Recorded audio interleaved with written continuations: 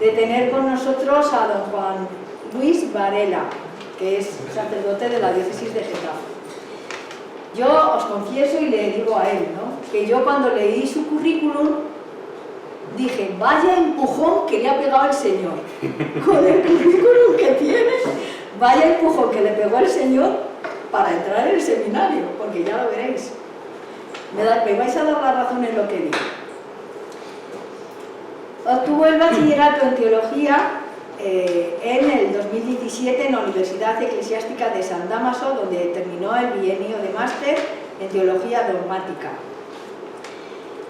Esto una vez que entró en el seminario y luego ya terminó. Pero antes de todo eso, es doctor en física por la Universidad Complutense de Madrid, máster universitario en geofísica y meteorología por la misma universidad, máster universitario en humanidades por la Universidad Francisco de Vitoria, ganador del premio García Siñeri al mejor trabajo DEA, presentado en España sobre geofísica en el 2006.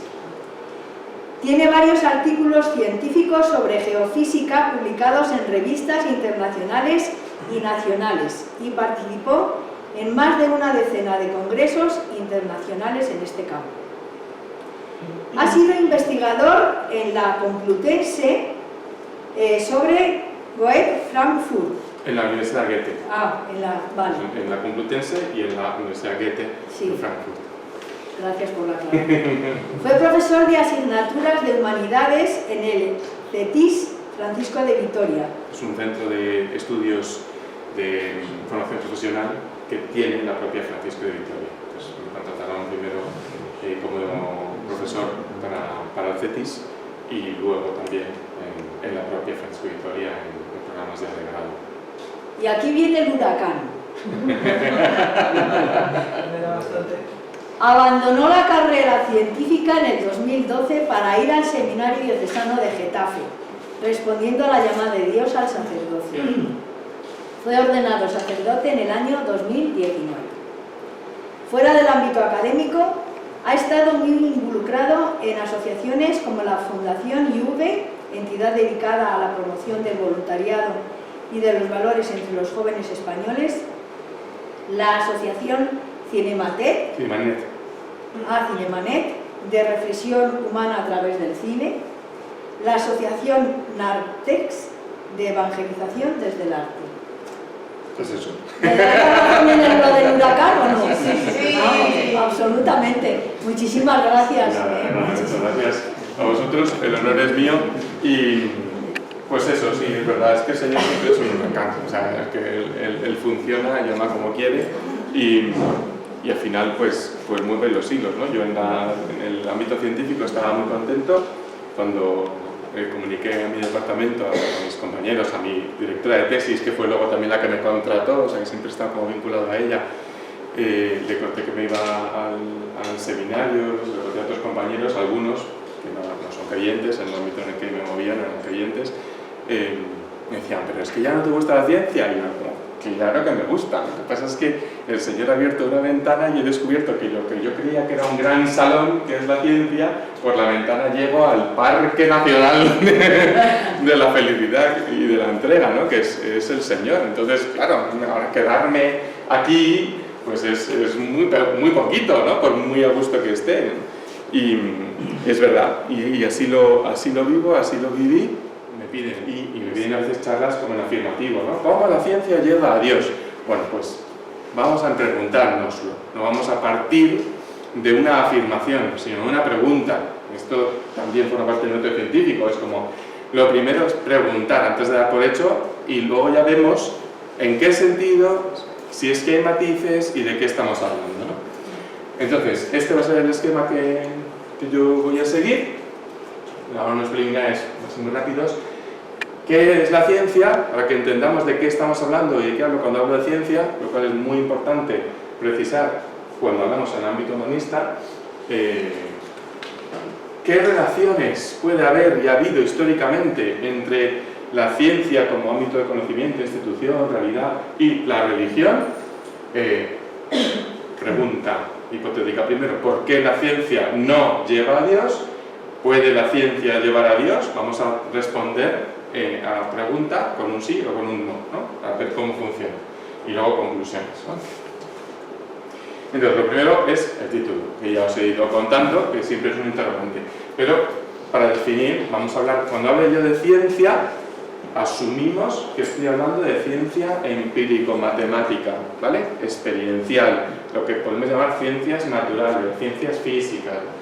Ciencia, dice Aristóteles, es conocimiento cierto por causas, y por eso Aristóteles dice que la filosofía es una ciencia. Bueno, estoy de acuerdo con eso, pero vamos a utilizar un término reductivo, pero para que sea más rápido la conversación, que si no tengo estáis de todo rato, ciencia empírico-matemática, y es un rollo, ¿vale? Entonces, siempre que hablo de ciencia, me refiero a las ciencias naturales.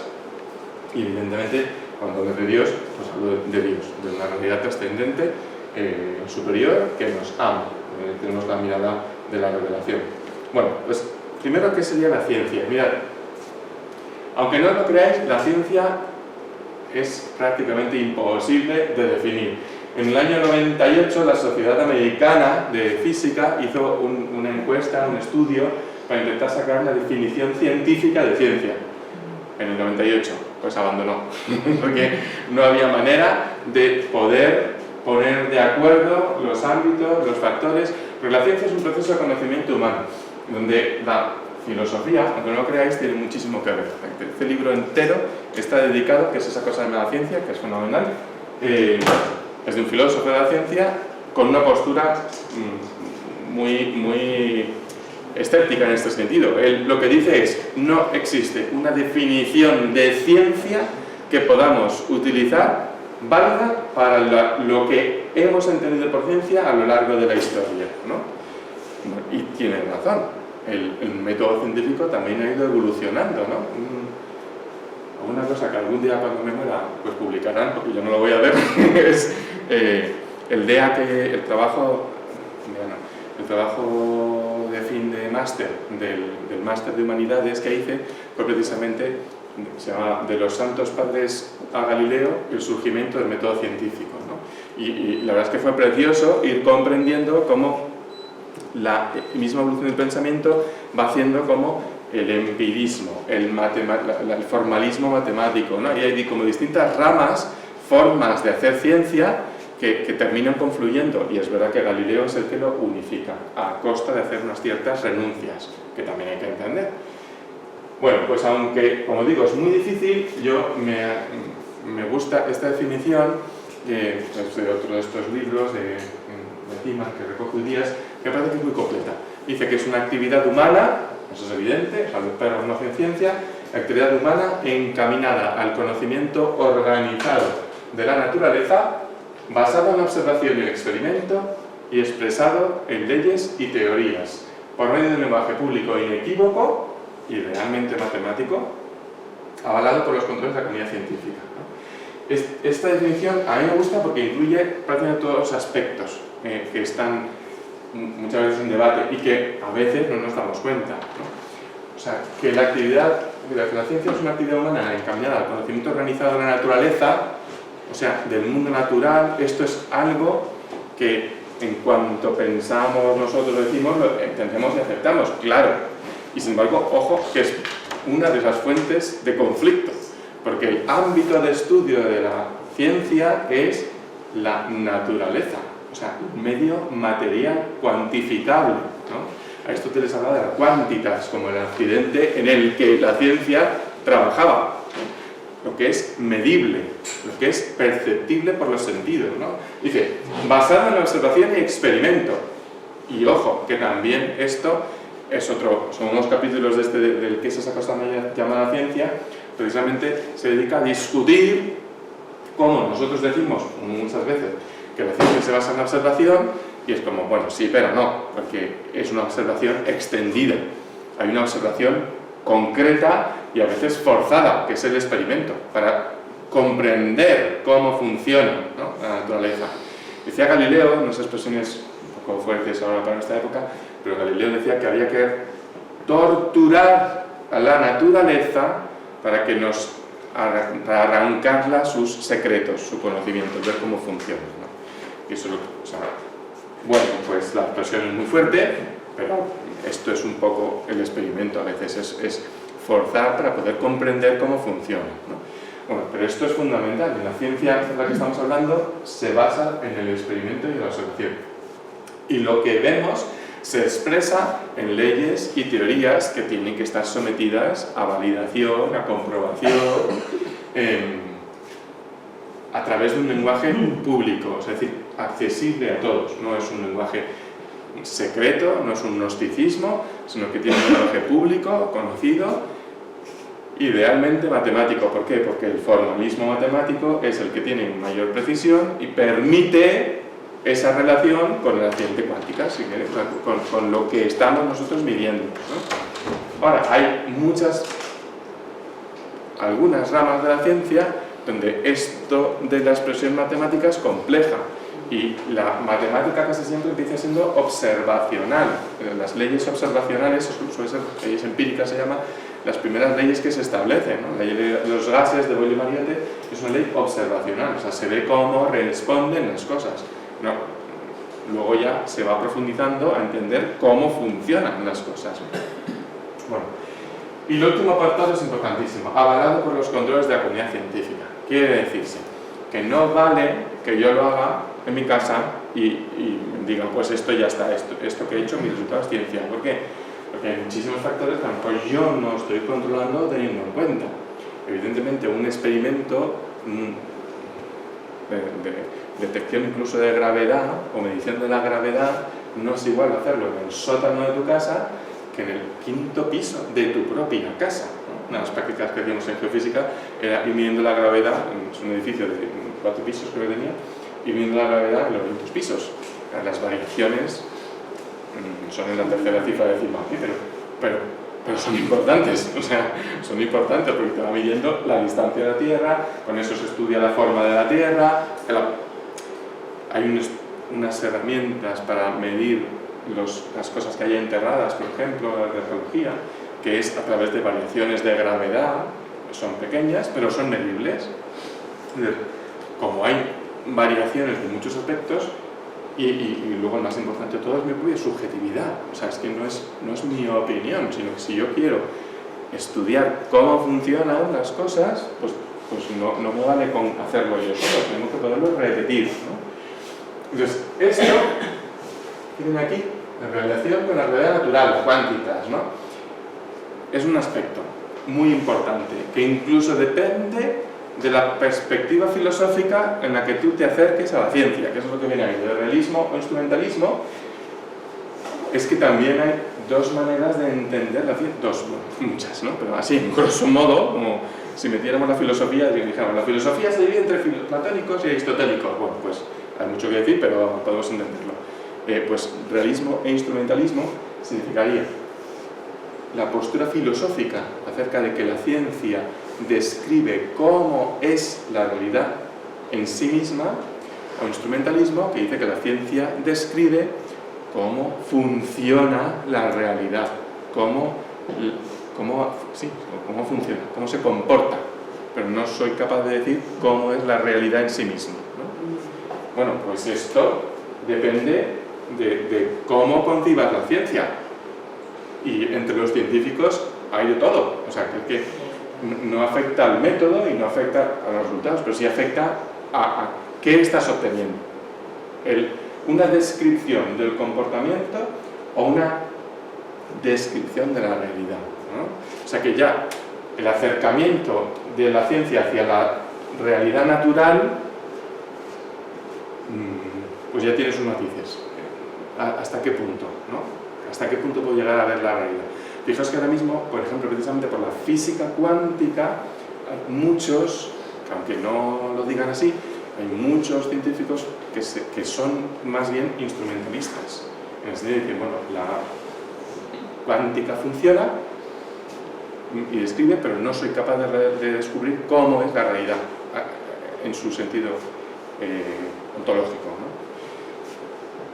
Estoy utilizando aposta y conscientemente palabras filosóficas para que desde ya entendáis que aquí hay un tercer componente en juego, ¿no? Es ciencia, religión, pues que hay un tercer componente en el juego que casi siempre olvidamos. y tiene un papel fundamental. La experimentalidad. Sí, la ciencia está basada en experimentos, pero el mismo experimento requiere una teoría para haberlo hecho. Esto ahora me meteré más. O sea, que no es solamente la realidad no la observo así, sino que directamente yo la observo porque concibo, tengo un marco teórico de cómo es la realidad y entonces veo qué es lo que puedo y a qué me dirijo. Y esto a lo largo de la ciencia ha sido uno de los momentos de ruptura en teorías, en la idea de decir, es que hay un marco previo que no estoy comprendiendo bien y por eso mi experimento no me está dando el resultado que quiero, o de pronto hago experimentos que no tenían mucho que ver, ¿no? Que me voy a adelantar, pero es que si no, es un ejemplo muy tonto. La penicilina se descubrió por accidente, porque en el marco teórico previo esto de los virus no existía. Entonces cuando lo descubre Fleming, como ahí va, ¿no? Pero él no hizo el experimento de, oye, ¿qué pasaría si...? Hay un marco previo que marca el experimento. Tú no puedes hacer, no puedes, no somos capaces de hacer un experimento que vaya contra nuestro propio marco previo, porque es que no se nos ocurre, ¿no? Entonces, a esto me refiero, o sea que la observación y el experimento también está influido por la teoría. La formalización, esto es lo que os he dicho del lenguaje matemático, que ya os lo he contado, que sea público, tiene varios aspectos. Primero, que sea repetible. Mira, hace unos años, estaba en el seminario, no me acuerdo, me parece que era... No me voy a arriesgar, no me acuerdo. Pero saltó un escándalo en la revista Science porque hubo un científico coreano, creo recordar, que era el mayor experto en el mundo en nanorobótica, había hecho toda una serie de cosas y propuestas, había publicado varios artículos que nadie había sido capaz de repetir, pero los habían aceptado porque habían dicho, bueno, es que nadie tenemos estos medios que está teniendo este señor, nadie tenemos este laboratorio que tiene este señor, esta teoría, entonces no lo podemos repetir, y lo aceptaron y lo publicaron y lo validaron, y fue él el que años después, pues fue el escándalo, reconoció que se había inventado los datos. Nadie lo había podido repetir, pero habían asumido que era verdad. Claro, fue un escándalo del descrédito de Science. Eso es otra cosa. O sea, bueno, sí está ahí, pero ahora justo no estaba hablando de eso. Estaba hablando de la repetibilidad. El contrastado por pares precisamente consiste en el instrumento que las revistas, el medio, el establishment, ha encontrado para comprobar que sea repetible, ¿no? La revisión por pares consiste en que un artículo publicado, para que lo publiquen, la ciencia se lo envía a una serie de pares, a una serie de compañeros, de gente del mismo ámbito de especialidad, de expertise, que no pueden tener contacto con el otro normalmente no sabe quiénes son los que le están revisando, normalmente son dos, pero pueden ser tres, la revista si tiene alguna duda respecto a los resultados de los informes puede pedirlo a un tercero, incluso puede pedirlo a un cuarto, pero normalmente entre 2 y 3 se aparan, ¿no? Entonces, esos pares, esos iguales, son los que tienen que ser capaces, o son capaces de revisar que lo que está diciendo ese artículo es correcto. A veces no pueden repetir el experimento, deberían, porque esto es así, pero no da tiempo realmente la revisión. Pero lo que intentan es ver que los postulados que estás usando son válidos, que la metodología es aceptable, que los resultados con los datos que estás presentando, los resultados, las conclusiones son coherentes, que lo que estás aportando es algo valioso, que sorprende o que no sorprende porque valida a otros, pero que ese artículo tiene la calidad suficiente para ser publicado en la revista. Una revista mide su importancia también precisamente por los pares, por los revisores que ha conseguido coger, ¿no?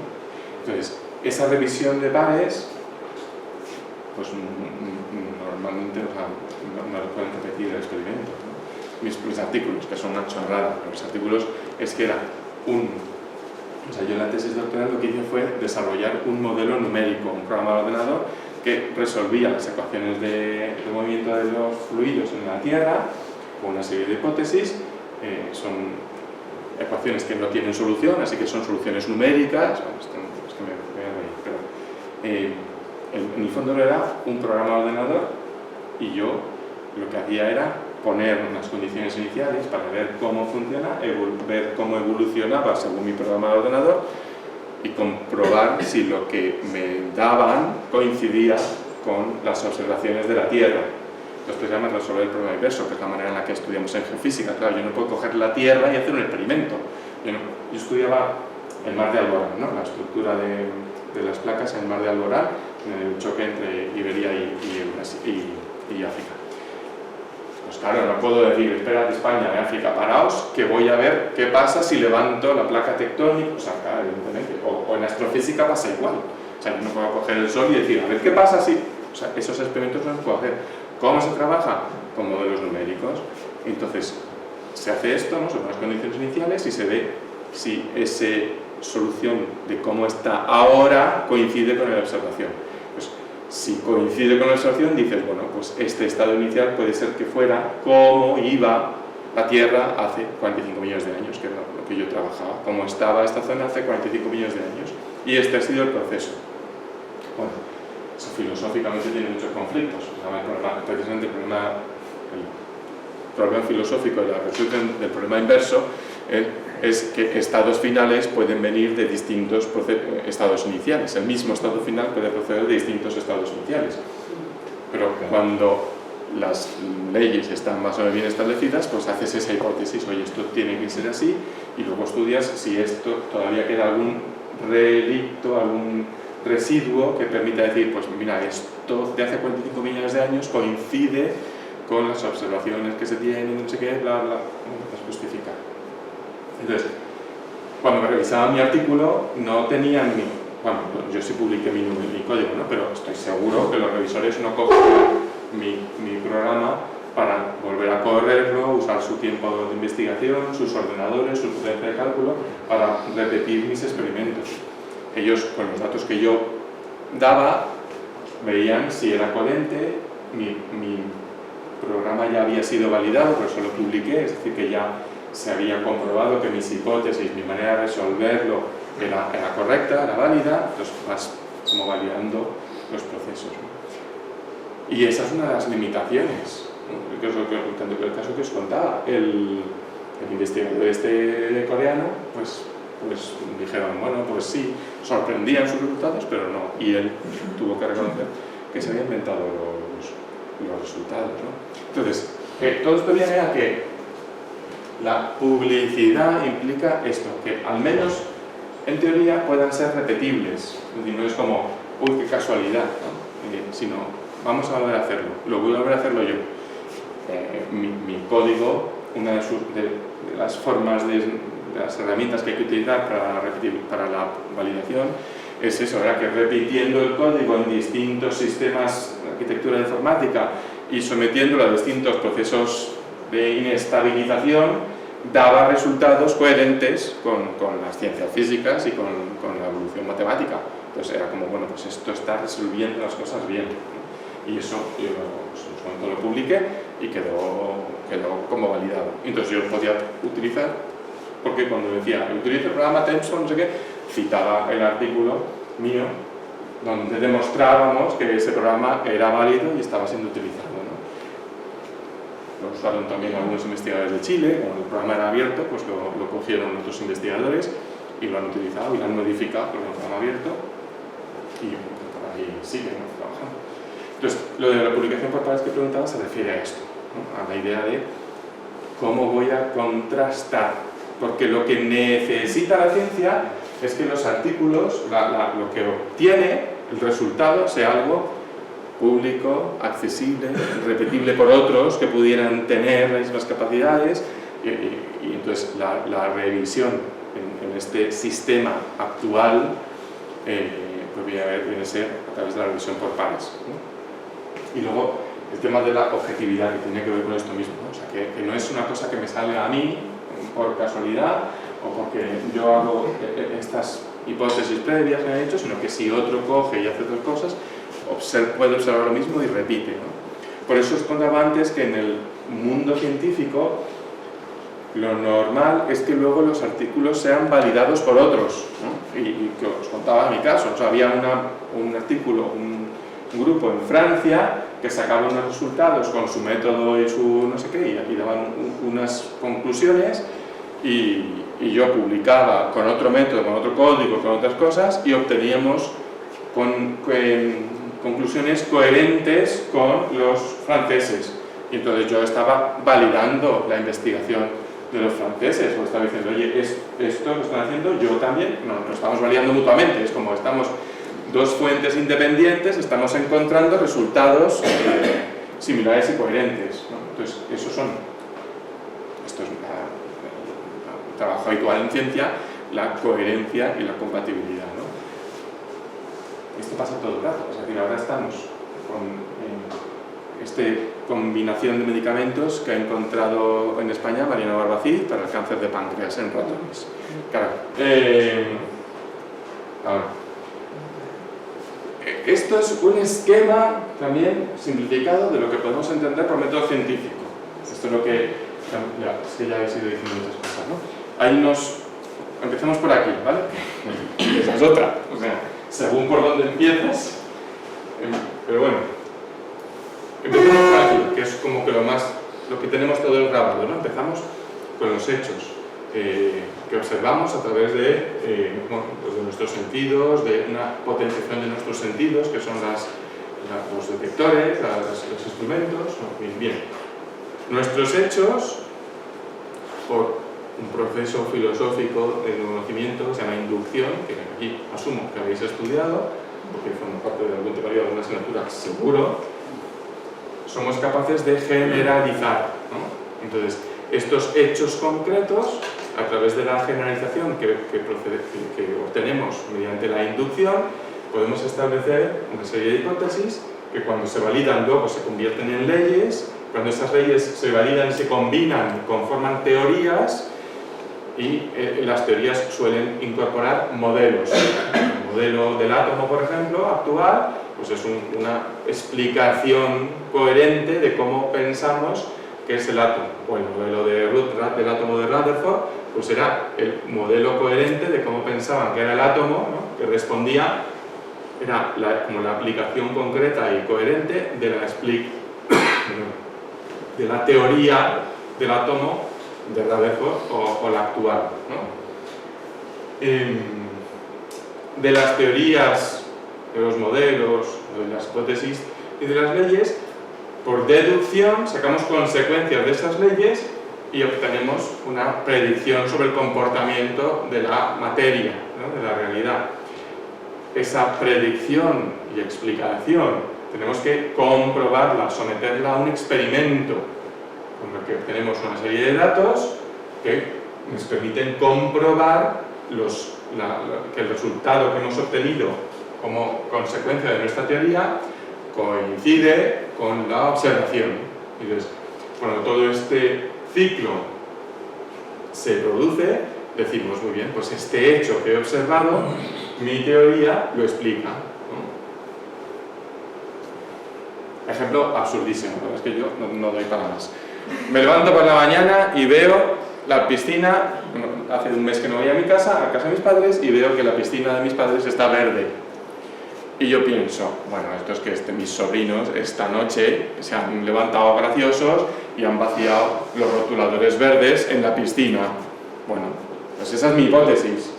Si eso es verdad, si yo analizo el agua, tiene que tener componentes de tinte. Esa es mi predicción de la hipótesis, hago una predicción. Hago el experimento, me voy, cojo un análisis, hago el agua y mis resultados es que no hay componentes de tinte, que lo que hay es bacterias, alguitas, líquenes, no sé qué. Bueno, puedo pensar, esto es que el tinte se lo han comido los protozoos, ¿no? O sea, yo puedo hacer una cantidad de hipótesis cada vez más compleja, pero todo el ciclo de resultados de experimentos me tiene que ir comprobando. Pues a mí no se me ocurre nunca que a lo mejor esas microplantas con la clorofila y sus procesos químicos son las que tiñen de verde la pintura, sino que estoy siempre buscando explicaciones alternativas, pues nunca voy a llegar a la aplicación de esta, ¿no? Y os parece muy tonto, pero actualmente, no me voy a meter en ejemplos concretos, pero pensáis en estas dos que os queréis. Pero hay una manera de pensar muy extendida en la cual es como aquí hay un incendio en la sala de al lado, no lo vemos, es que está muy bien disimulado porque alguien ha puesto aquí una pancarta en la pantalla y entonces no lo vemos, pero no vemos el humo, claro, porque es que hay una corriente de aire que está sacando todo el humo y por eso no te enteras. Pero si es que he ido y ni siquiera hay calor. Eso es porque tú estás confabulado con el pirómano y nos estás mintiendo. Y mientras nos quedamos aquí sentados, claro. Esto es el método científico mal usado. ¿Por qué? Porque no se me ocurren las hipótesis correctas. Eso es un ejemplo muy tonto de todos los problemas que tiene el método científico. Los hechos vienen determinados, como os ya os he adelantado, por la teoría con la que estoy trabajando. Yo no puedo hacer experimentos de cosas que ni se me ocurren. Es que no lo voy a hacer. Y esto ha pasado muchísimo, ¿no? Por ejemplo, Carlos Bacon, un experimentalista del siglo XIII, este es Francis Bacon, XIV. Francis Bacon estudiaba el calor, él pensaba que tenía que ver, bueno, una serie de sustancias. Entonces, él era empirista, entonces su método de hacer ciencia era experimentos hasta conseguir. Entonces, él pensaba que tenía que utilizar los experimentos, o sea, todo tipo de experimentos que estuvieran relacionados con lo que él entendía que era el calor. Así que juntaba tanto el calor producido por el estiércol al descomponerse, como la sensación de quemazón que se te produce cuando tocas hidrógeno congelado con hielo, ¿no? O sea, claro, el marco previo determina qué tipo de experimentos son. Claro, el problema del empirismo a nivel científico era que nunca acababan, porque nunca tenían la certeza de haber hecho todos los experimentos posibles para poder determinar la realidad, ¿no? Galileo tirando cosas, claro, cuando nos explican la gravedad, nos dicen, ¿no? Galileo en la torre de Pisa, el que tiró, pues ya no me acuerdo lo que nos dicen, una bala de paja y una bala de plomo, que pesaban lo mismo y cayeron a la misma velocidad. Podéis imaginar que ese experimento o algo parecido lo había hecho muchísima gente antes. No tirando así las cosas, sino que era como que no habían observado que las cosas caían a la misma velocidad, porque no habían contado con la resistencia del aire. Ese es el marco previo. No habían contado que el aire es un fluido y ejerce una resistencia, con lo cual, que algo, o sea, no cae igual a la misma velocidad, si el libro lo suelto así, no voy a hacer la prueba porque la velocidad no es tanta, que si lo tiro así, ¿no? La resistencia y por tanto la oposición que el aire ofrece es distinta. Pero si yo en mi marco previo no pienso que esto ejerce ninguna resistencia, pues lo que voy a contar es, oye, pues las hipótesis me dicen otra cosa, que las cosas caen, depende de su peso a la velocidad, ¿no? O algo, es que Aristóteles tiene una teoría del movimiento, ¿no? Entonces él considera que las cosas cuando las lanzas hacían así. Esto es el ímpetus. Es que me estoy metiendo en jardines y me estoy enrollando. Pero Aristóteles pensaba que las cosas cuando tú las lanzabas tenían el ímpetus que se iba gastando por rozamiento y cuando se gastaba caían. Claro, yo me imagino que Aristóteles había lanzado cosas y sabía que esto no era verdad, que la caída es parabólica, ¿no? Pero en su marco previo de concepción acerca de cómo es el movimiento, no había otro esquema más que explicarlo así, ¿no? Y así se estuvo explicando durante décadas el movimiento. Porque el marco previo era como, bueno, pues si esto no coincide con la realidad, peor para la realidad. Esto lo va a salir grabado y va a salir fatal, pero es como... Bueno, ya está, pues esta es la explicación teórica, que es importante, era la prioritaria. Y nosotros ahora se nos olvidan estas cosas, y cosas mucho más modernas, claro, los neutrinos, la partícula de Higgs, pues eso al revés, eso ha sido por las partículas alfa, ¿no? Que ahora sabemos que son núcleos de helio, pero cuando se empiezan a estudiar y se llaman partículas alfa, porque la idea era que eran partículas emitidas de radiación. Bueno, no estaban equivocados, pero claro, empezaron a clasificar y tenían partículas alfa con una serie de características, partículas beta con una serie de partículas de características, partículas gamma, ¿no? O sea, bueno, ni siquiera, perdón, antes de partículas lo primero es que ellos pensaban que era radiación alfa, radiación beta, radiación gamma, que generaba una serie de consecuencias. Como eso ya se descubre que son partículas y se comprende qué partículas son, ¿no?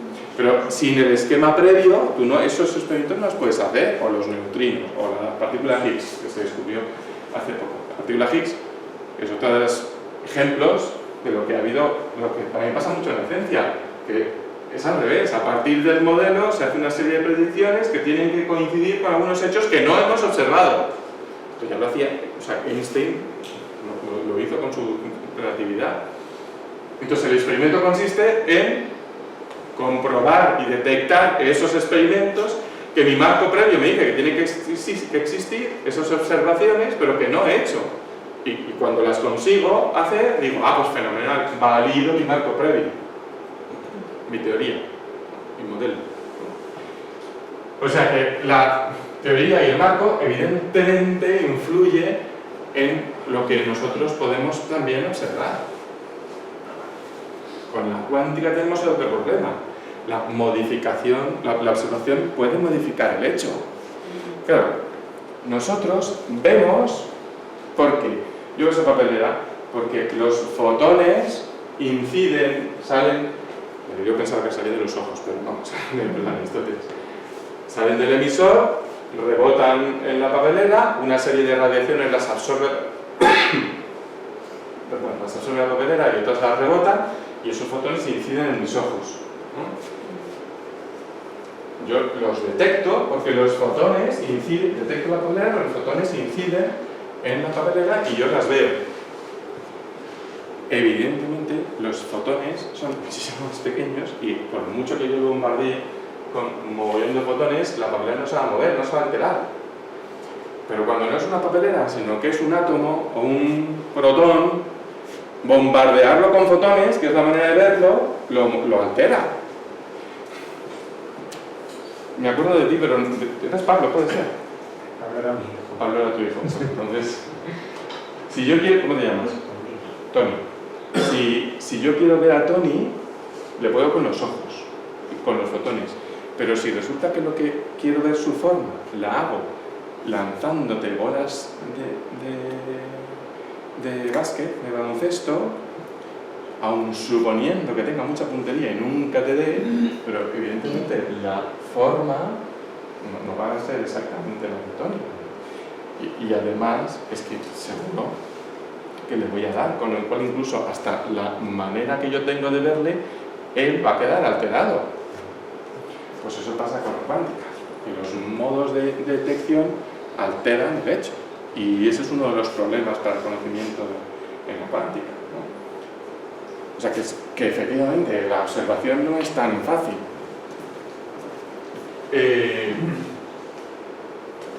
La teoría determina la hipótesis que estoy haciendo. Sí, esto, o sea, igual, los marcos previos en los que estoy influyen en cómo intento explicar las cosas. Esto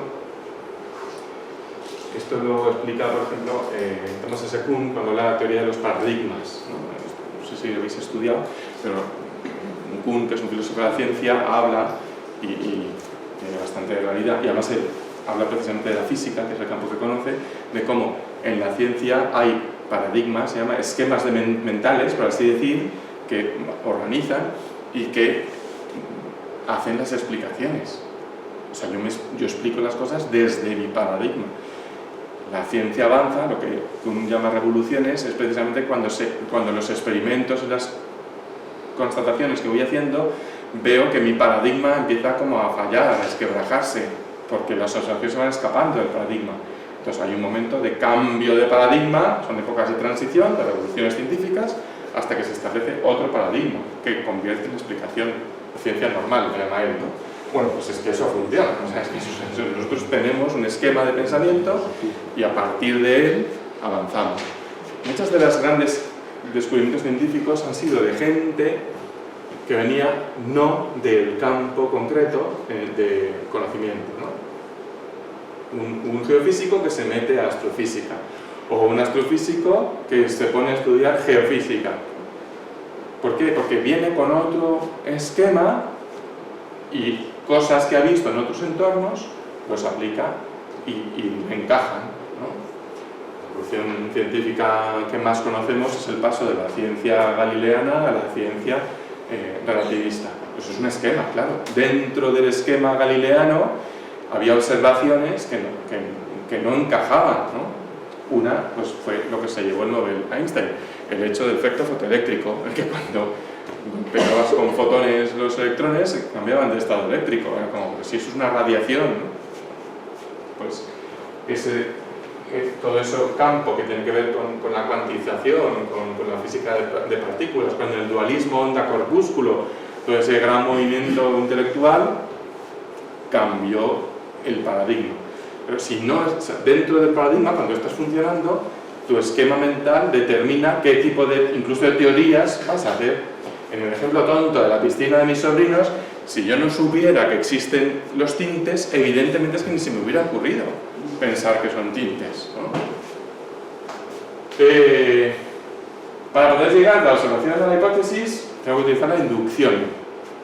Ahí no me voy a meter, porque eso es campo filosófico, pero los filósofos estudian cuáles son los problemas lógicos que tiene la inducción. Porque al fin y al cabo la inducción es un proceso de generalización a través de elementos finitos reducidos, son un número escaso. Entonces, ¿cómo hago yo? ¿Y cómo sé que no hay excepciones? ¿Y cómo? Pues a nivel filosófico, la inducción pues tiene sus problemas, ¿no? La deducción también son, bueno, otros, ¿no? La teoría que yo tengo en la cabeza es la que me permite interpretar esos resultados que he obtenido o esas predicciones que voy a tener, cómo están funcionando. No solo lo que tengo en la cabeza, sino hasta los medios, ¿no? Por ejemplo, hasta hace bastante poco realmente en el estudio de pensamiento, estábamos convencidos de que el espacio, el vacío físico no existía. Entonces, lo que había entre la Tierra y el resto de los planetas o de los cuerpos solares era el éter, era un medio. ¿Por qué? Porque el esquema era las ondas, y las ondas necesitan un medio para transmitirse. Entonces, como si no hay un medio, las ondas solares no me pueden llegar a la Tierra, así que tiene que haber un medio. Ese medio, había toda la ciencia de la época estaba dedicada a buscar cuáles eran las propiedades de ese medio. Y claro, iban encontrando que la densidad tenía que ser bajísima, que la flexibilidad tenía que ser altísima, pero al mismo tiempo tenía que no poder poner ninguna resistencia al movimiento. O sea, todo eso de medidas que en sí mismas eran contradictorias, pero que eran como el éter pues tiene estas propiedades, es que esto es el éter, este es el medio. Claro, cuando se empieza a asentar la idea de onda-corpúsculo, del comportamiento de las partículas como ondas, de que lo que me viene del Sol son partículas que tienen comportamiento ondulatorio, o sea que no, la realidad no se divide en partículas y ondas, sino que la realidad es una cosa, no sé qué palabra usar, que se llama onda-partícula y que tiene comportamientos en función de la escala. Entonces, de pronto a alguien se le ocurrió, oye, ¿y si el éter no existe? Y entonces fue como, pues el éter no existe. Claro, eso encaja con todas las medidas que hemos hecho de la densidad casi cero. Pues claro, no existe. Si no hay medio, no necesitamos un medio, sino que es un vacío, pues entonces todo encaja. Pero eso fue una ruptura conceptual inmensa. Yo tengo libros de mi abuelo era ingeniero industrial, tengo libros de física donde explica el éter, ¿no? Entonces es muy curioso verlo.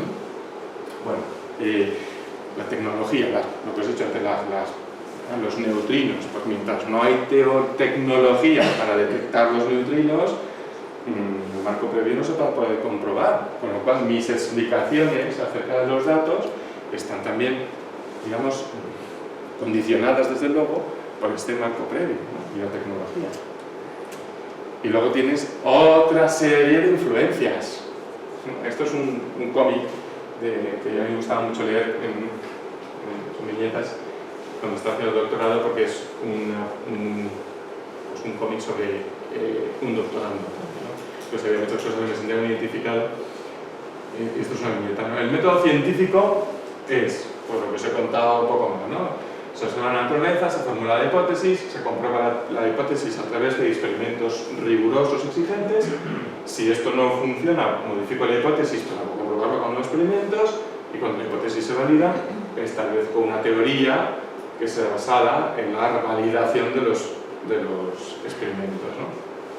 Y aquí con mucho sarcasmo dice, el método real. Me invento una teoría basada en lo que la agencia que me paga quiere que sea verdad. Diseño el experimento mínimo que pueda mostrar no, intuir tampoco, que sugerir que la teoría es verdadera. Si no me sale bien, modifico la teoría para ajustar los datos a lo que yo quiero ajustar. Publico un artículo en estas científicas revistas diciendo que la teoría de las teorías es que es una hipótesis y finjo que he utilizado el método científico, ¿no? Y luego defiendo la teoría a pesar de toda la evidencia contra ella, ¿no? Porque lo que necesito es mantener los fondos, ¿no? Pues por desgracia esto es verdad, o sea, hay mucho vicio, claro. En mi entorno, supongo en el vuestro también, tenemos el chiste de que cada mes, no sé, cada 2 meses sale un artículo, entonces ya no sabes si comer 3 huevos es bueno o es malo, porque cada 3 meses hay un estudio que te dice que sí, comer 3 huevos al día es malísimo para el colesterol, o no, comer 3 huevos al día es buenísimo para el colesterol. Porque hay intereses económicos que muchas veces nosotros pues, no conocemos. Ahora, la salvación respecto a esto en realidad viene por esto de la validación, comprobación por otros, ¿no? Porque muy bien, a los vendedores de gallinas les va a interesar que digamos que los huevos son muy buenos, pero a otros les va a interesar que no. Entonces, en función de esa, al menos esta hipótesis, de esta mezcla de intereses, al final emerge la verdad. Bueno, voy a ir bastante rápido, porque es que llevo 3 transparencias y son 70. Así que... Vamos a ver ahora un poco las relaciones, ¿vale?, entre ciencia y religión, pero sí que voy a tener que ir rápido porque me he enrollado demasiado. Las relaciones entre ciencia y religión se pueden clasificar de muchas maneras. Esta es una de ellas que es bastante clásica, ¿no? En Barbour en el 66 hizo esta hipótesis y a partir de él prácticamente todos los filósofos de la ciencia han trabajado con esta clasificación con algunas modificaciones, ¿no?, en las cuales puede haber relaciones, esto es un estado de equilibrio inestable, de condiciones de conflicto, de una cierta colaboración en distintos grados o de integración. Entonces vamos a ir un poco viendo cada una de ellas. La hipótesis del conflicto surge en el 19, en realidad. Renan en el 48, Draper en el 74, White en el 96 van estableciendo la hipótesis, ahora muy común, de que la ciencia, o la religión, mejor dicho, es un monstruo que oculta, o sea, la ciencia es una realidad, bueno, antes, que la religión es un monstruo que quiere devorar lo que la ciencia, la luz de la ciencia puede atraer, ¿no? Bueno, pues esto es un conflicto. Estamos hablando de lo que sería la postura teísta y ateísta. No. Estamos hablando de momento entre una postura en la cual teístas o antiteístas o ateístas consideran que la ciencia y la religión son campos que entran en guerra, ¿no? Y eso lo puede afirmar un teísta, lo puede afirmar un creyente y lo afirma un ateo, ¿no? O sea, no...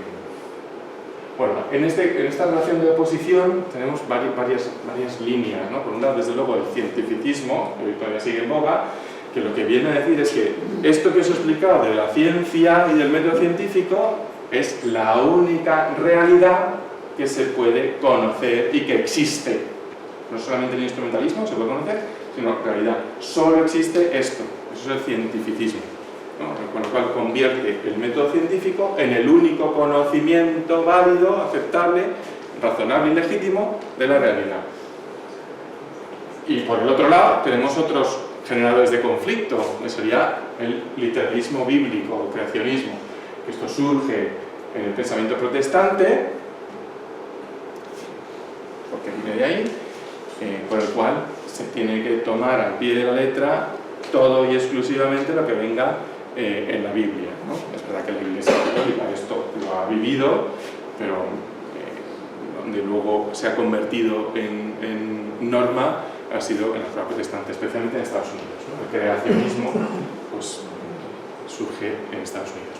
Pero es este conflicto. Entonces, todo lo que diga la ciencia es falso, mentira, entonces son los contrarios. Ellos piensan que la ciencia es el monstruo que viene a comerse la luz, ¿no? Esta imagen, no sé, de los anillos, los que seáis un poco frikis, sabéis que al final el que gana es Gandalf, ¿no? Cada uno también piensa lo mismo. Es como, o sea, el otro es un monstruo que hay que derrotar y yo lo voy a derrotar aunque parezco pequeño, ¿no? Bueno, es verdad que ha habido conflictos a lo largo de la historia de la ciencia, conflictos puntuales. Y siempre, cuando se habla de estos temas, siempre salen los mismos, Galileo y Darwin. Decía uno de estos autores, no me acuerdo quién, es como, oye, pues no estamos tan mal, ¿no? Si en 20 siglos solo ha habido dos conflictos, pues que me muestren otro campo de la humanidad donde solamente haya habido dos conflictos, ¿no? Pero bueno, aún así, son dos conflictos fuertes, complejos y muy mal explicados y entendidos, ¿no? Galileo, bueno, es que si me meto en Galileo no hablamos. Y Darwin, pues igual. Y luego, pues, por otro lado, tenemos el empirismo inglés, que pues, también es otra de las fuentes, ¿no? Que solo lo empírico es válido, todo lo demás lo niego. Bueno, pues este es el esquema de conflicto, ¿vale? Hay otra relación que sería como de independencia. Es que me da cuenta que no cambia la hipótesis anterior. Esta hipótesis lo que habla es que hay una independencia entre las dos, ¿no? Esto surge también como en el medievo con la idea de la doble verdad, ¿no? Hay dos libros de la naturaleza y la revelación, entonces los dos libros los tengo que leer, los dos tienen el mismo autor, no pueden entrar en conflicto y cuando de hecho entran en conflicto dicen pues es que algo estamos usando mal de los dos, pero hay dos realidades independientes. Bueno, eso también se habla del fideísmo de Barth, también habla de esto mismo, o más modernamente, Gauss del 99, la teoría del noma, del non overlapping magisterium. Esto se habla mucho de los magisterios no solapables, que es lo mismo, o sea, es que lo que diga la ciencia, lo que diga la religión, son dos libros independientes y no pueden hablar nada uno con el otro, porque todo es, ambos tan contrarios y que son imposibles de dialogar, ¿no? Esto es la tesis de independencia realmente, ¿no? O sea, es como, si yo que soy español no tengo ni idea de chino, me encuentro con un chino, no tenemos forma de comunicarnos, así que mejor no hablamos, y ya está, que cada uno vive su vida. Esta es un poco la teoría de la independencia. Claro, evidentemente, olvídate de hablar del diálogo, olvídate de pensar que estamos en una misma realidad, olvídate de las cuestiones culturales, ¿no? Bueno, de hecho, Fides, el Tratado en el 45, habla de que esta es una de las crisis de la cultura actual, la nefasta separación entre ciencia y... Vale. La hipótesis de colaboración tiene como dos grandes ramas. La colaboración reconoce la autonomía, o sea, es verdad que hay métodos y es un campo distinto, pero hay una posibilidad de diálogo. Eso es lo que hay una posibilidad de diálogo porque reconoce que tenemos una misma realidad. Entonces hay como dos maneras de verlo en grado, ¿no? La postura de diálogo. Luego, una de las cosas que tengo que decir es que la terminología no es estándar. Entonces, esta terminología en concreto es la de Díaz. Pero luego tú vas a un autor y tienes que ver tú si lo que te está diciendo como diálogo no corresponde más bien a la hipótesis de complementariedad, ¿vale? O sea que, pero ya os lo pongo. Entonces, lo que podríamos llamar diálogo, que es la hipótesis de Santo Tomás del siglo XIII, es que tiene que haber una relación entre ambas, aunque no hay simetría en la relación. No hay simetría porque la ciencia no depende de la religión, y sin embargo la religión sí que tiene que tener en cuenta el conocimiento de la ciencia de su época. No a la hora de hacer discursos sobre Dios, pero sí a la hora de hacer comprensiones sobre el mundo, ¿no? Esto, que claro. O sea, sería imposible que ni siquiera la Iglesia y los cristianos nos preocupáramos por el cuidado de la casa común si no supiéramos que el ser humano puede alterar, modificar y estropear la casa común. Claro, si no pensamos en esto, así que la ciencia en esto tiene que tener, la religión tiene que tener en cuenta los conocimientos científicos, ¿no? Y bueno, la complementariedad sería como un grado más, no solamente es un diálogo, sino que en realidad ambas son necesarias para comprender la realidad tal y como es.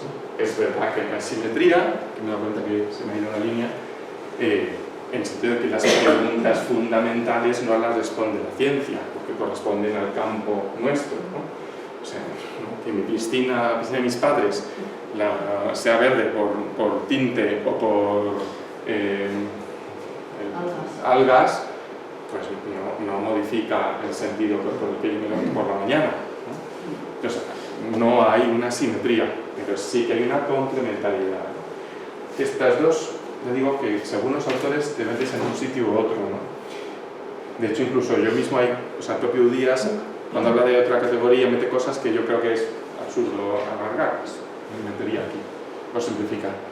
Y luego la teoría de la integración va todavía más allá. O sea, la ciencia no es que haya un diálogo y una complementariedad, sino que es que la ciencia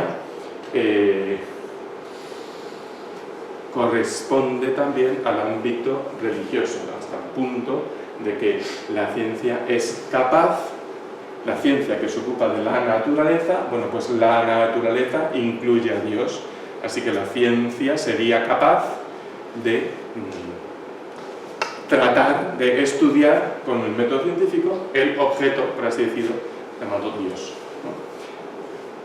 Esto viene de la tradición anglosajona, ¿vale?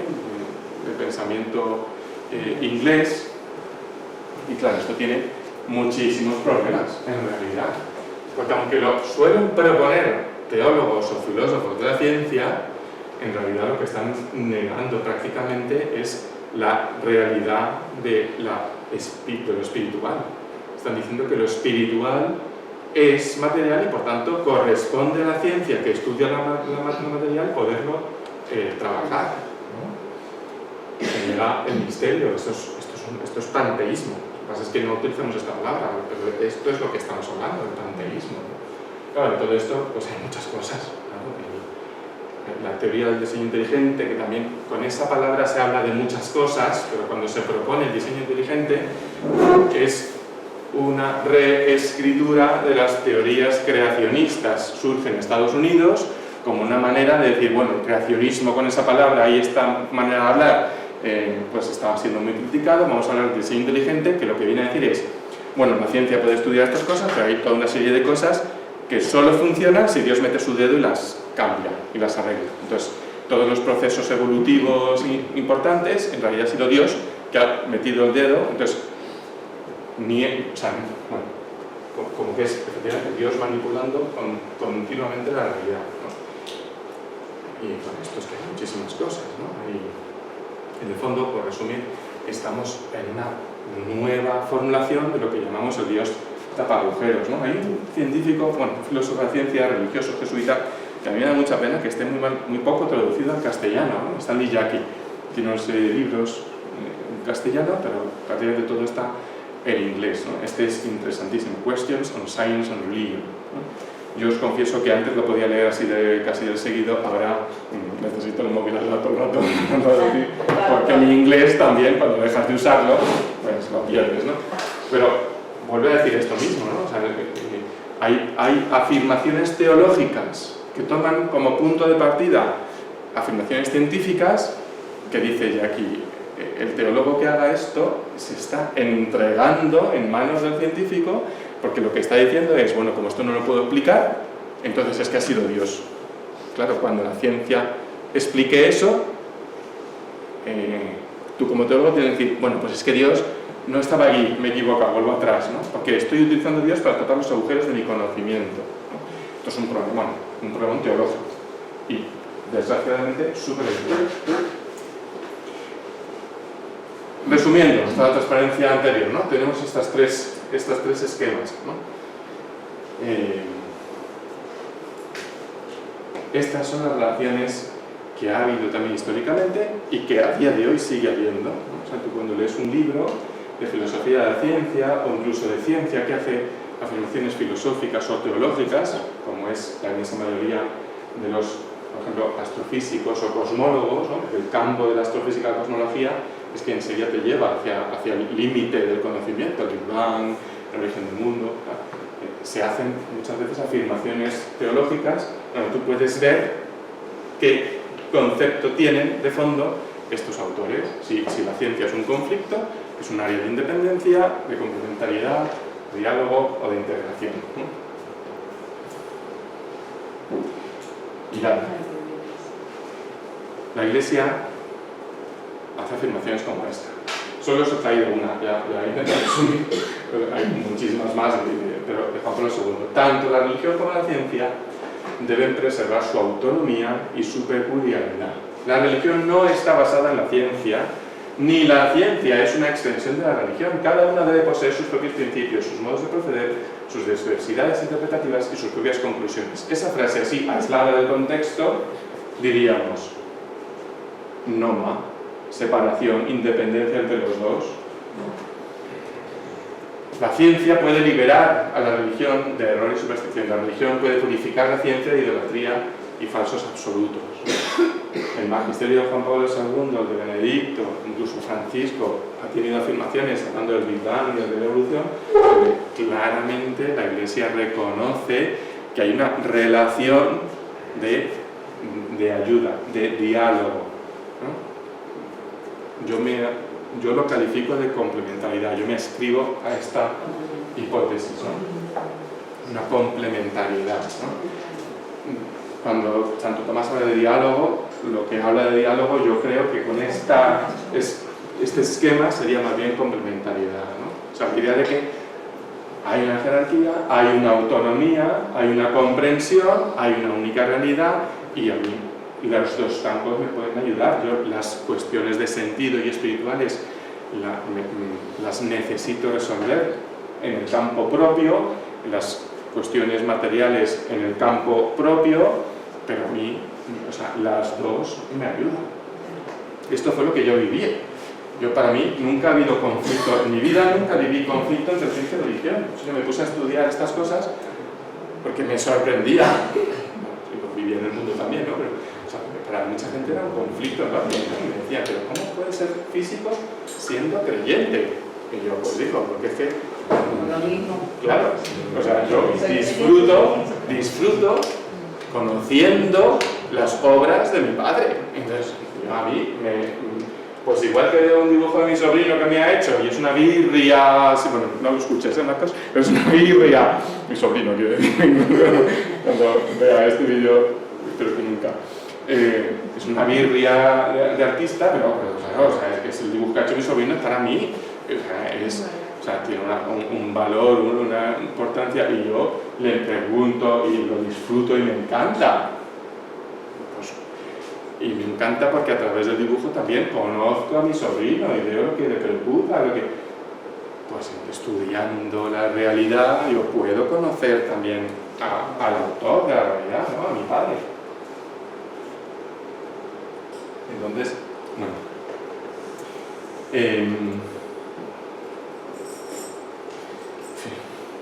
no tenéis prisa, ¿no? No. ¿Por qué la ciencia no lleva a Dios? Mirad, esta imagen es impresionante. No sé si conocéis la historia de Gagarin, el astrónomo ruso, el primero que llegó al espacio exterior, ¿no? Entonces, cuentan que cuando volvió a la Tierra, en la Rusia comunista, le preguntaron: oye, tú que has ido al cielo, ¿has visto a Dios?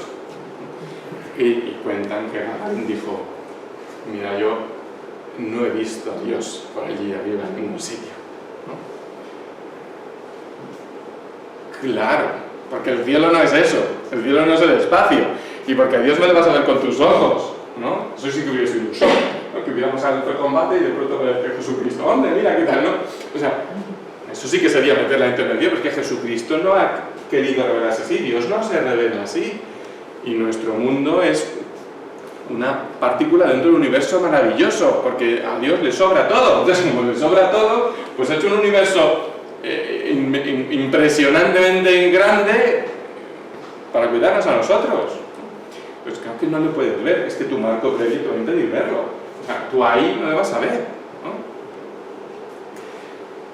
Por cierto, la historia es falsa. Gagarin es ortodoxo, muy creyente. Antes de irse, por si se moría, bautizó a sus hijos, porque ya estaban, y les hizo la comunión, y él se llevó, cuentan, esto, como una partícula para poder estar con el Señor en el cielo. Así que evidentemente cuando bajó esa frase fue parte de la propaganda comunista, ¿no? Sí. ¿Por qué la ciencia no lleva a Dios? Pues mirad, la ciencia, con su método científico, perdóname que sea así, no es médico y claro, no puede llevarte a Dios porque no es su objeto de estudio. La ciencia natural es su objeto de estudio. La naturaleza, lo medible, lo cuantificable. Y Dios ni es medible, ni es cuantificable, ni es sometible a experimentos. O sea, no tiene una quantitas que yo pueda medir, que yo pueda estudiar. Entonces, el método científico, la ciencia, tal y como os la he ido presentando hasta ahora, no puede acceder a Dios. Dios está fuera de ese campo de la ciencia. No puede decir ni que sí ni que no, porque es que está fuera de su campo. Igual que la ciencia no puede determinar que un amanecer es bonito o feo. La ciencia no te lo puede decir. La ciencia te puede decir el espectro de radiación que se obtiene, no sé cuántos. Pero que sea bonito o feo no le corresponde a la ciencia. No hay un bellezómetro para medir. La ciencia puede medir las hormonas y las alteraciones bioquímicas que me produce ver a mi madre, a mi sobrino o al mejor amigo. Pero no puede medir el amor que yo tengo hacia mi amigo o hacia mi madre. Es que no existe un amistadómetro. O sea, hay todo un campo de realidad, lo que llamamos espiritual, que no es solamente lo religioso, que excede el campo de la ciencia. Y esa fue la renuncia que hizo Galileo conscientemente. Él en sus escritos dice, es que para que el método científico que vamos a utilizar, el empírico matemático, avance, yo tengo que renunciar a estas causas de Aristóteles. Y me voy a dedicar solo al movimiento. Esto es lo que voy a estudiar. Eso, o sea, Galileo lo tenía súper claro. Y nosotros, esto, nos hemos olvidado, claro, de Galileo, nosotros, nuestra sociedad, ¿no? Entonces, la ciencia tiene esta limitación que es su gran virtud. Se ha podido meter hasta el fondo de la realidad material precisamente porque se ha dedicado a estudiar la realidad material. Entonces, Dios, la belleza, el amor, todas estas realidades que no le corresponden, la ciencia no puede afirmar nada. Dos científicos, Fernández Rayada, yo he sido profesor mío y no he sabido nunca decir exactamente como agnóstico o un creyente muy discreto, ¿no? Pero bueno, catedrático de materia condensada, o sea, en la Complutense un nombre gordo, importante. Por sí sola, la práctica de la ciencia ni aleja al hombre de Dios ni lo acerca a él. La existencia de Dios no es un problema científico sobre el que la ciencia tenga competencia especial. O Udías, uno de estos autores, que es el fundador de la geofísica en España y el mismo sacerdote jesuita. Desde la imagen científica del universo, sea esta la que sea, no puede afirmarse ni negarse a Dios. Se requiere otro tipo de razonamiento.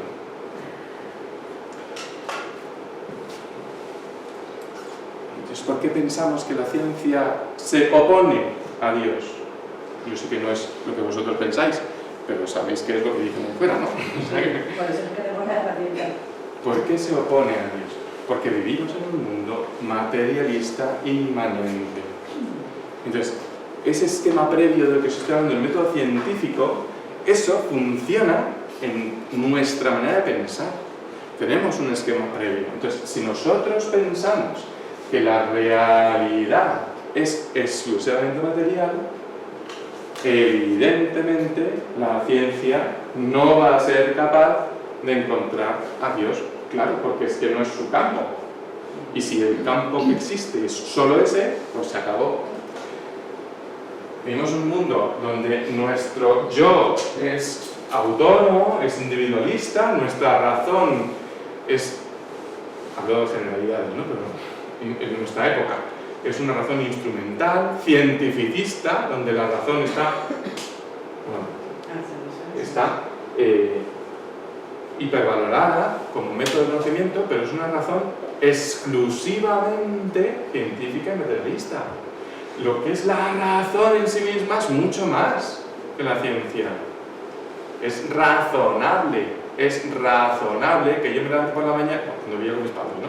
Yo me levante por la mañana, baje a desayunar y me encuentro, mi madre me ha hecho el desayuno. Es razonable que yo me lo tome. Eso es razonable. Si yo fuera cientificista radical, lo primero que debería pensar es, ¿y si mi madre me quiere envenenar? Entonces sacaría el Cheminova y analizaría si eso que me ha preparado mi madre, que yo no he visto, está envenenado o no. Y solo después me lo tomaría. Claro, si yo hago eso, mi madre con toda la razón del mundo me lleva al psiquiatra. ¿No? Porque no estoy utilizando bien la razón. Hay filósofos, sobre todo uno Taylor, que es un poco lo último que estuve leyendo, pues me gustó cómo habla, que habla de que vivimos un mundo desencantado. El término en Taylor significa inmanente, ¿no? Donde se ha renunciado, se ha perdido a la presencia de lo espiritual y por supuesto de Dios.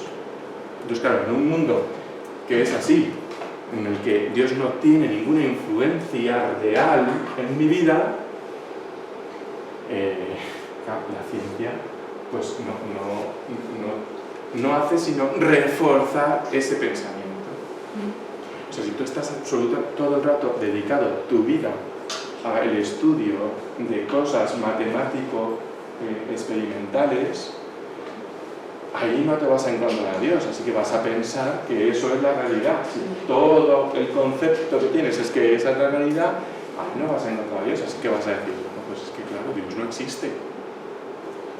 La ciencia empírico-matemática refuerza esa idea de que lo material es lo único existente y por tanto, si eres coherente, te negarás a calificar de bello un amanecer, un atardecer, un cuadro o una persona, porque la experiencia de la belleza tampoco la puedes medir, ¿no?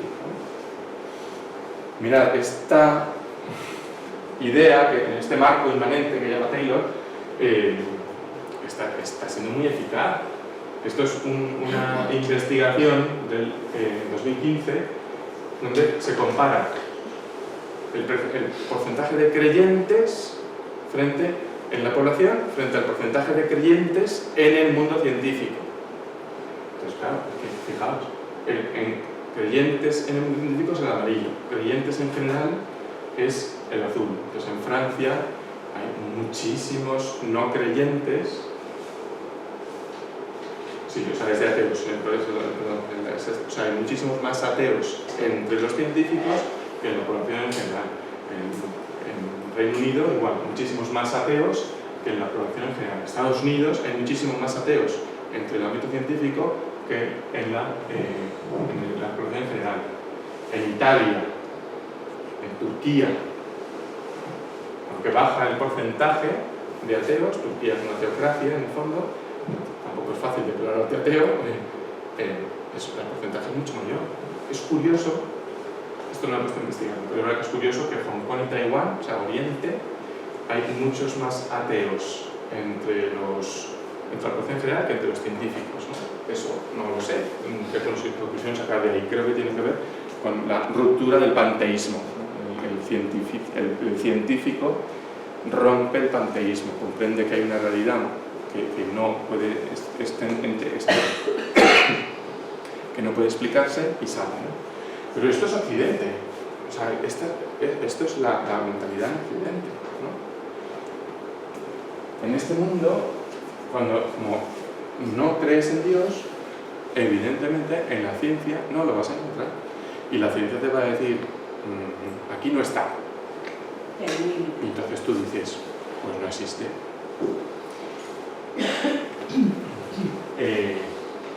Cuando Taylor habla de esto del marco inmanente, la tecnología que él habla, dice que hay los trenzados, es decir, que tú esto lo puedes interpretar en función de lo que tú pienses previamente. Al final, lo que la ciencia te da son datos acerca de la realidad. Si tú eres ateo, no vas a encontrar a Dios. Pero si tú eres creyente, sabes que no vas a encontrar a Dios. Pero hay mucha más realidad. Y la ciencia incluso te puede reforzar en la fe. Porque tú lo que estás viendo es la belleza de la creación. Eso es lo que, otra vez, tiene que ver con el marco previo. Que Taylor llama trenzado, que en un momento dado, donde dio una entrevista y dijo una frase de estas así poco sin pensar, y luego pensando le dije, oye, que esta frase está muy bien, lo voy a seguir diciendo, ¿no? Y la cogieron de titular. Y el problema, yo dije así, sin pensarlo, ¿no? Que el problema no es que la ciencia haga ateos, sino que hay muchos ateos haciendo ciencia. O sea, es que la clave es al revés. En un mundo en el que nos movemos así, la ciencia, como te digo, insisto, no te va a hablar de Dios, a no ser que tú veas a Dios. Y entonces la ciencia te va a hablar de Dios, claro, como un amanecer en sí mismo no te habla de Dios. Un ateo y un cristiano ven el mismo amanecer y los dos te pueden decir, mira qué bonito, y ser conmovidos por el impacto de la belleza. El creyente dirá, gracias Señor. El ateo dirá, qué bonito. Pero es que es así. Al final, todo lo que tiene que ver con estas cuestiones que son no materiales, pero que son las nucleares, tienen que ver con nuestra actitud, nuestra visión, nuestra experiencia en otras cosas, o sea, lo que somos, ¿no? Bueno.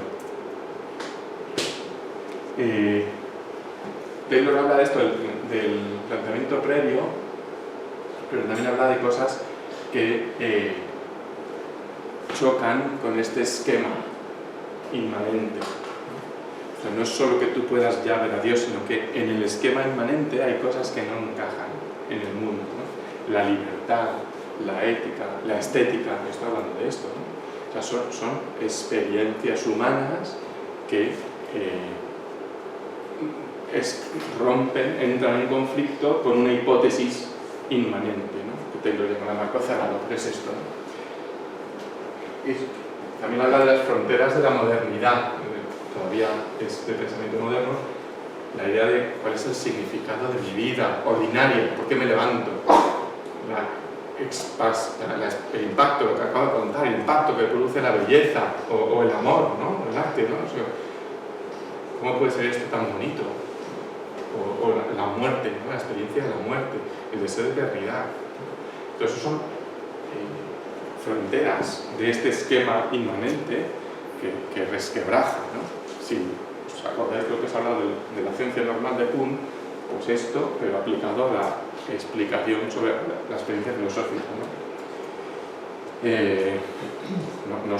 Taylor no es el único que habla de esto, ¿no? Hay otros filósofos donde hablan con otras terminologías distintas, ¿no? Cada filósofo tiene su manera de hablar, pero que viene a hablar de lo mismo, de cómo hay grietas en un esquema inmanente del mundo, ¿no? Y entonces Piper habla de las experiencias que rompen la cúpula, de ahí esta imagen, me encantaba, la cúpula de lo meramente sensible, ¿no? Y Piper dice, la pregunta filosófica sobre el sentido, sobre la realidad en sí misma, la estética, la oración, el amor, la muerte.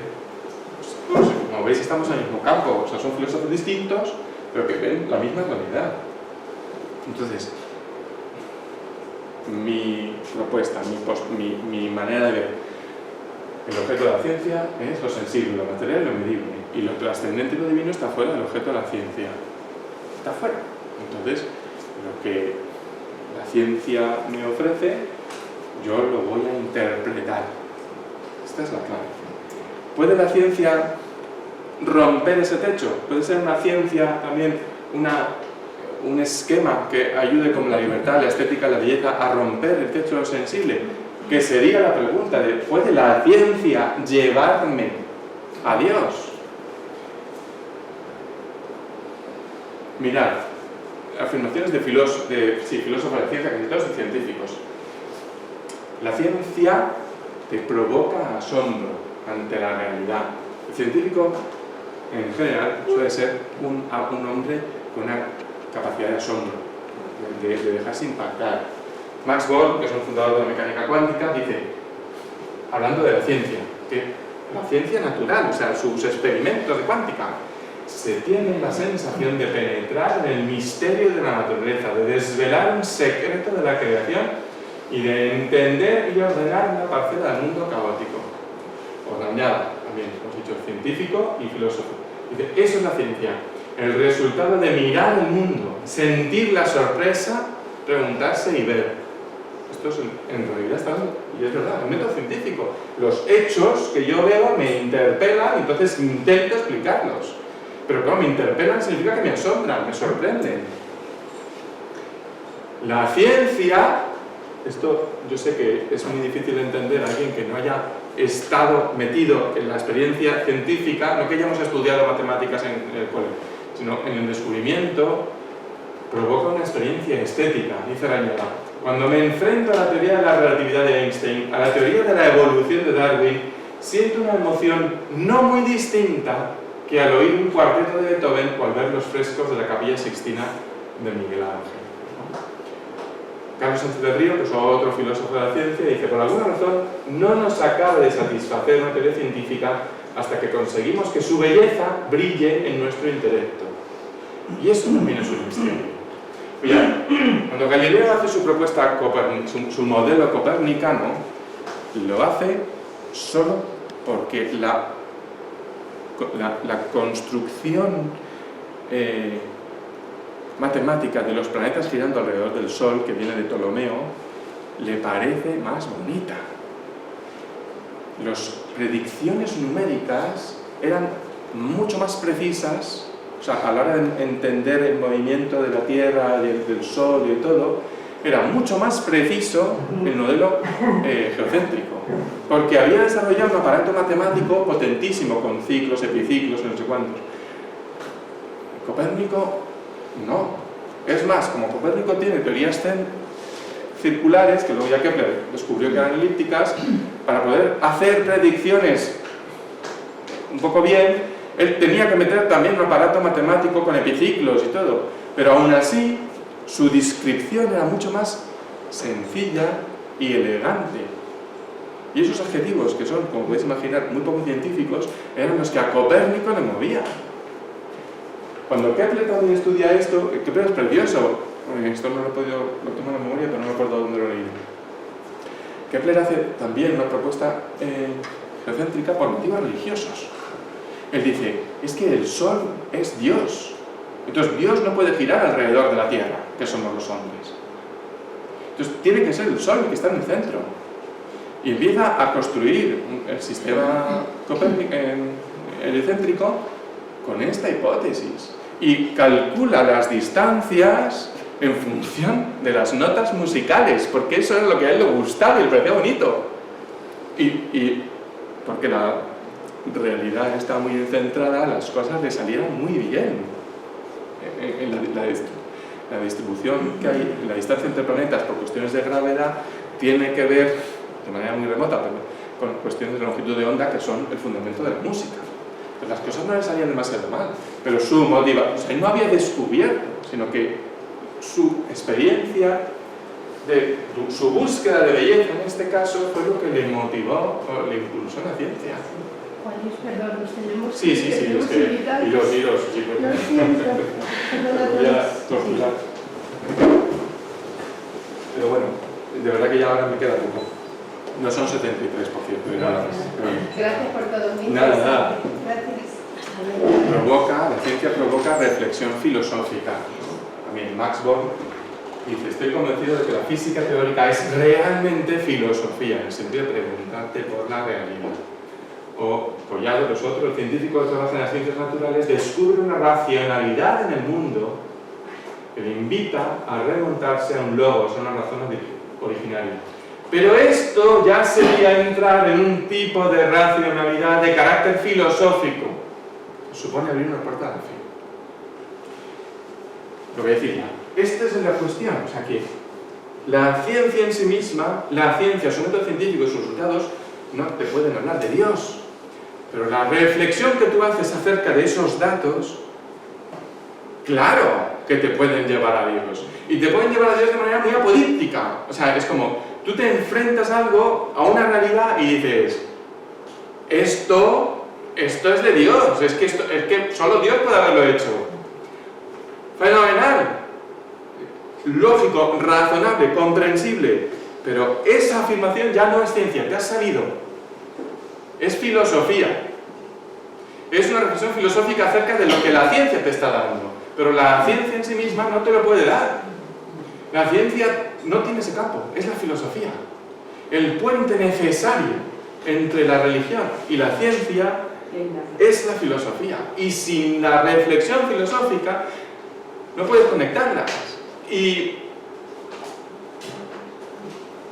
no hace falta ser experto en filosofía. Es que el preguntarte sobre la realidad es filosofía. El preguntarte sobre el sentido, sobre la causa, la pregunta, el significado, eso es filosofía. Es que eso no entra en el campo científico. No puedes hacer un experimento para comprobar, a ver, bueno, no puedes hacerlo, ¿no? Hay millones de experimentos que te demuestran que los mismos datos científicos no producen la fe. Y tienes la población humana para hacer esto, ¿no? O sea, ahí hay un puente que es la capacidad que tengo yo de preguntarme sobre el sentido de esos datos. Y es la filosofía. Esto ya lo dicen aquí. No, esto es lo que iba a decir. Ya os podéis ir a todos. Ya he dicho lo que iba a decir. Pero bueno, queda una cosilla. La ciencia tiene raíces cristianas. Esto no me voy a meter, no es mi campo. Hay un montón de libros. Pero el fundamento cristiano de la ciencia como método científico, solo ha surgido en Occidente, solo ha surgido en el campo cristiano. En China nos llevaban 1000 años, ahora nos estamos viendo adelantar, ¿no? Pero en el medievo, China nos llevaba 1000 años de ventaja en tecnología, pero no en ciencia. Ellos descubrieron el papel, descubrieron la tinta, descubrieron la pólvora, pero en tecnología. No fueron capaces de hacer la pregunta sobre el sentido, ¿no? Porque ellos son panteístas. Esta es la razón. Mientras que el cristianismo rompe la idea. Hay un creador y ese creador hace una creación. Y esa creación no es Dios. Y esa creación ha surgido de la nada, por voluntad de Dios, porque Él ha querido. Y es independiente del creador. No hay la misma realidad, no hay panteísmo. Eso es la revelación cristiana. Esa creación ha sido creada por una inteligencia y es racional, no es caótica, no es anárquica y sin sentido. Eso es el budismo. Hay una idea de Dios creador, de un legislador que sostiene el ser, hay una idea de Dios creador distinto y hay una idea de infinito que se hace familiar. El infinito, el cero lo descubren los indios y el infinito es un concepto que a Occidente, el infinito como categoría filosófica, a Occidente le resulta familiar precisamente porque tiene esta raíz cristiana, ¿no? Bueno, solo algunas ideas, hay muchísimas más. Entonces, ¿puede la ciencia? Pues ya os lo he dicho, que no. La ciencia en sí misma no. Es la filosofía. Es la reflexión filosófica que yo hago acerca de lo que esos datos científicos me aportan, ¿no? Y, muy importante, recupero, esa reflexión científica, claro, no es un ente abstracto, la hago yo. Así que, en realidad, el puente entre la ciencia y la religión, entre la realidad y el Dios trascendente, el puente es el ser humano. Es en el ser humano en el que se hace esa síntesis, porque es el ser humano que tiene la razón, las herramientas para ver la realidad y la revelación, porque Dios se le ha dado y conoce la existencia. Y tiene la experiencia espiritual por el aliento de Dios, pues somos imagen y semejanza, capaz de percibir la belleza. O sea, es en el hombre, en cada uno, en el que se hace esta síntesis. Pero necesitamos estas tres, por así decir, componentes: ciencia y religión, y el puente al gran olvidado en el diálogo siempre, que es la filosofía. Muchas gracias.